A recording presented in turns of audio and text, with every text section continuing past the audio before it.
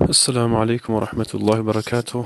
یکی از قصه هایی که در زمان پیامبر گرامی صلی الله علیه و سلم این حادثه شده بودند که یکی از مردهایی بود که اون بگیم اسلام قبول کرده بودند، اما همون گناه های جاهلیت به ذهنشون آوردن، بسیار گریه میکردن و پیامبر گرامی صلی الله علیه و سلم پرسیدن و صحابه پرسان کردند که چرا اینقدر شما گریان میشوید؟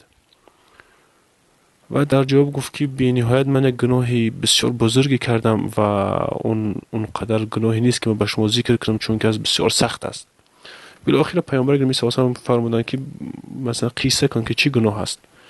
و اون من شروع کرد گفت که در جاهلیت گفت وقتی که ما دخترهامون را میکشتیم و چندین دخترها ما کشتم از عار، از روی بگیم که ناموس جاهلیت که ما چرا دختر کلان میکنیم و دیگرها میتیم اونها میروند مثلا قطع اونها زندگی میکنن و خواب میرن. گفته ناموس جاهلیت بدین، دختر زنده به گور کرده میشید و اذا الموءودة سئلت، یعنی که روز قیامت پرسیده میشه که دختری که زنده به گور کرده شده چرا تو را زنده به گور کردن، تو اینکه یک حجتی در نزد هم پدر مادرش که زنده به زنده رو به گور انداخت.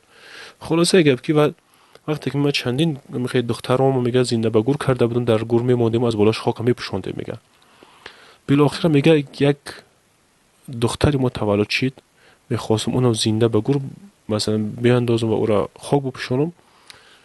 بالاخره همسری اون بسیار گریان میکند و گریان میشود که میگه نکنی کارا، یک فرزندی ما باقی بماند که مثلا که ما را فرزند داشته باشیم. گفتم خیلی گریه میکرد بسیار.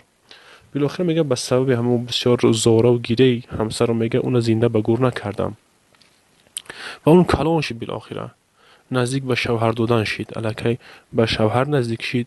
بسیار دختر زیبا بود، میگه با آداب و اخلاق به دست.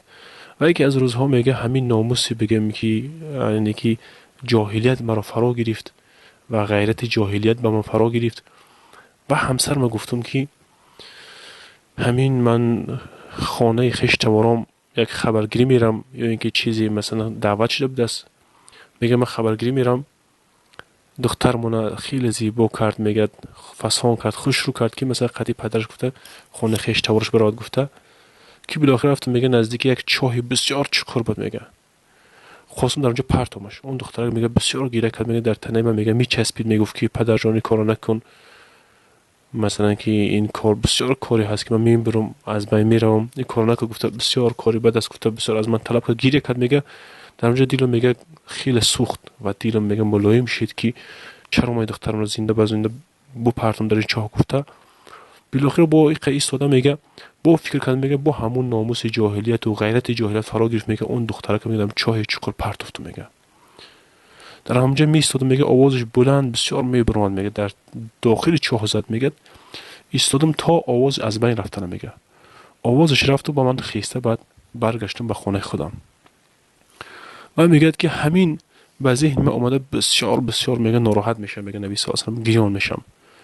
نبی صلی الله علیه و سلم و صحابه گریان شدن، گفتن اگر همون گناهایی که جاهلیت کرده بودی، همین گناه خاصتا اگر اسلام اونو از بین نمی برد و گناه تو بخشیده نمیشد، من ترا عذاب میدادم و جزا میدادم که اون گناه های جاهلیت بعد اسلام چی جزا داده نمی شود. گفت یعنی که یک نفر در جاهلیتش گناه کرد، بعدی از اون که فهمید که این حرام هست و گناه هست، برگشت الله پاک میبخشد و اون گناهایی که در جاهلیت بود باید انسان به ذهن آورده توبه کنه و گریه کند، دیم بار به اون گناه بر نگردد که از شرط های گناه است که به گناه دیگر بر نگردد.